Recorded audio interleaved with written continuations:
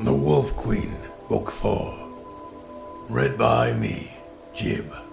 Saint Jiub, at your service. From the pen of the 1st century 3rd era sage, Montokai. 3rd era 109. 10 years after being crowned Emperor of Tamriel, Antiochus Septim had impressed his subjects with little but the enormity of his lust for carnal pleasures. By his second wife, Gaisilla, he had a daughter in the year 104, who he named Kintyra, after his great-great-great-grand-aunt, the Empress. Enormously fat and marked by every venereal disease known to the healers, Antiochus spent little time on politics. His siblings, by marked contrast, excelled in this field. Magnus had married Helena, the Cyrodiil Queen of Lilmath, the Argonian priest-king having been executed, and was representing the imperial interests in Blackmarsh admirably. Sepphoris and his wife Bianchi were ruling the Hammerfell kingdom of Ghislaine with a healthy brood of children. But no one was more politically active than Potema, the Wolf Queen of the Skyrim Kingdom of Solitude. 9 years after the death of her husband, King Mantiarco, Potema still ruled as regent for her young son, Uriel. Their court had become very fashionable, particularly for rulers who had a grudge to bear against the Emperor. All the kings of Skyrim visited Castle Solitude regularly, and over the years, emissaries from the lands of Morrowind and High Rock did as well. Some guests came from even farther away. 3rd era 110. Potema stood at the harbor and watched the boat from Pyandonea arrive. Against the grey breaking waves where she had seen so many vessels of Tamrielic manufacture, it looked less than exotic. Insectoid, certainly, with its membranous sails and rugged chitin hull. But she had seen similar, if not identical, seacraft in Morrowind. No, if not for the flag, which was markedly alien, she would not have picked out the ship from others in the harbor. As the salty mist ballooned around her, she held out her hand in welcome to the visitors from another island empire. The men aboard were not merely pale, they were entirely colorless, as if their flesh were made of some white, limpid jelly, but she had been forewarned. At the arrival of the king and his translator, she looked directly into their blank eyes and offered her hand. The king made noises. His great majesty, King Orgnum, said the translator, haltingly, expresses his delight at your beauty. He thanks you for giving him refuge from these dangerous seas. You speak Cyrodiilic very well, said Potema. I am fluent in the languages of 4 continents, said the translator. I can speak to the denizens of my own country, Pyandonea, as well as those of Atmora, Akavir, and here in Tamriel. Yours is the easiest, actually. I was looking forward to this voyage.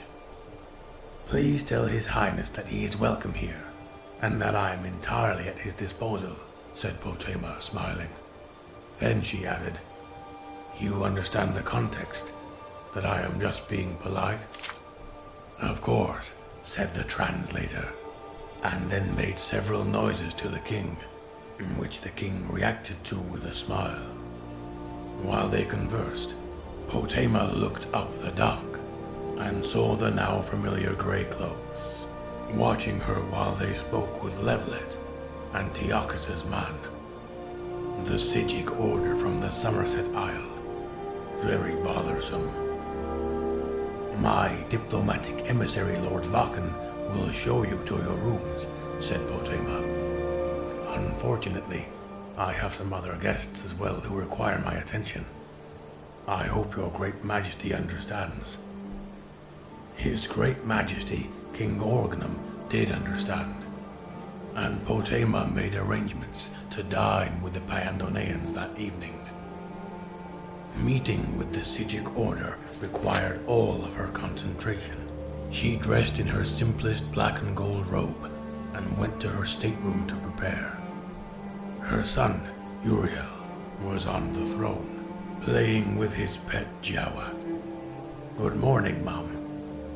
"Good morning, darling," said Potema, lifting her son in the air with feigned strain. "Talos, but you're heavy. I don't think I've ever carried such a heavy 10-year-old. "That's probably because I'm 11, said Uriel, perfectly aware of his mother's tricks. "And you're going to say that as an 11-year-old, I should probably be with my tutor." "I was fanatical about studying at your age," said Potema. "I am king," said Uriel petulantly. "But don't be satisfied with that," said Potema. "By all rights, you should be emperor already. You understand that, don't you?" Uriel nodded his head. Potema took a moment to marvel at his likeness to the portraits of Tiber Septim. The same ruthless brow and powerful chin. When he was older and lost his baby fat, he'd be a spitting image of his great-great-great-great-great-granduncle. Behind her, she heard the door opening and an usher bringing in several grey cloaks. She stiffened slightly, and Uriel, on cue, jumped down from the throne and left the stateroom, pausing to greet the most important of the Sijics. "Good morning, Master Iakesis," he said, enunciating each syllable with a regal accent that made Potema's heart soar.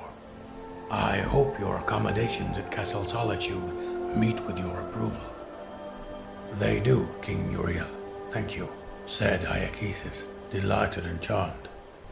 Iakesis and his Sijics entered the chamber, and the door was shut behind them. Potema sat only for a moment on the throne before stepping off the dais and greeting her guests. "I am so sorry to have kept you waiting," said Potema.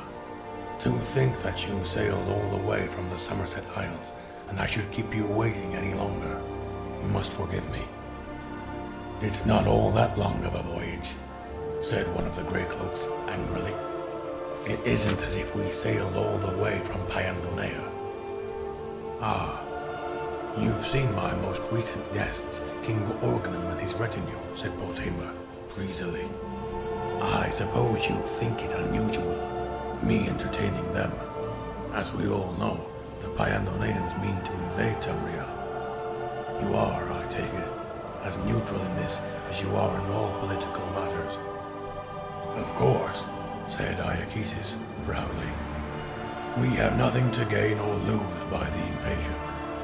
The Sijic order preceded the organization of Tamriel under the Septim dynasty, and we shall survive under any political regime. Rather like a flea on whatever mongrel happens along, are you?" said Potema, narrowing her eyes. "Don't overestimate your importance, Iakesis. Your order's child, the Mages Guild, has twice the power you have, and they are entirely on my side. We are in the process of making an agreement with King Orgnum.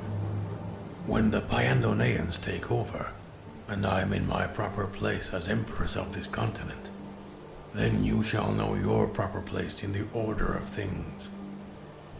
With a majestic stride, Potema left the stateroom, leaving the grey cloaks to look from one to the other.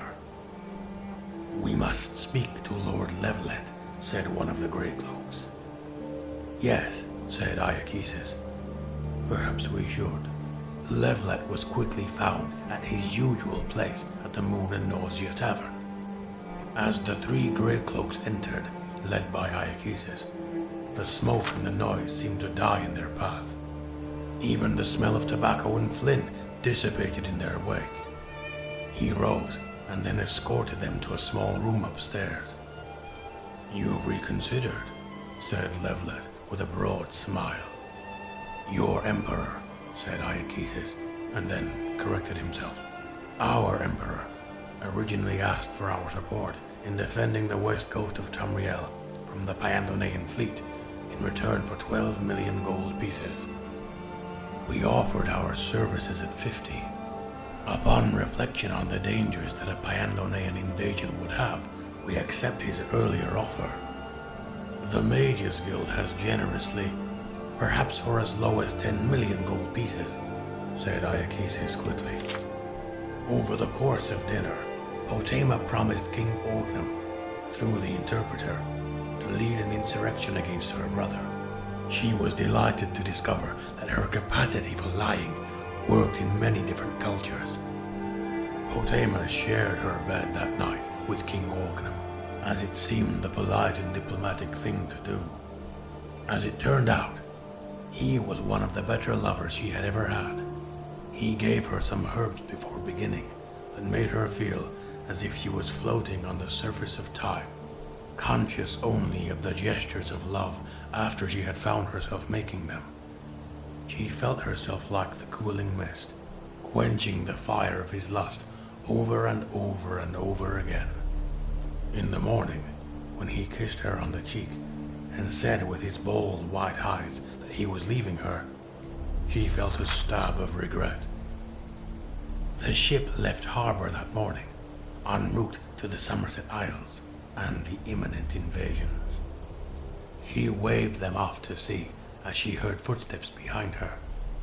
It was Levlet. "They will do it for 8 million, Your Highness," he said. "Thank Mara," said Potema. "I need more time for an insurrection. Pay them from my treasury, and then go to the Imperial City and get the 12 million from Antiochus.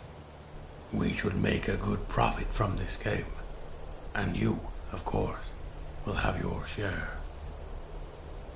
3 months later, Potema heard that the fleet of the Pyandoneans had been utterly destroyed by a storm that had appeared suddenly off the Isle of Arteum, the home port of the Sigic Order. King Orgnum and all of his ships had been utterly annihilated. "Sometimes making people hate you," she said, holding her son Uriel close, "is how you make a profit." Well, there you go. I hope you enjoyed it. Tell your friends about this place. Until next time.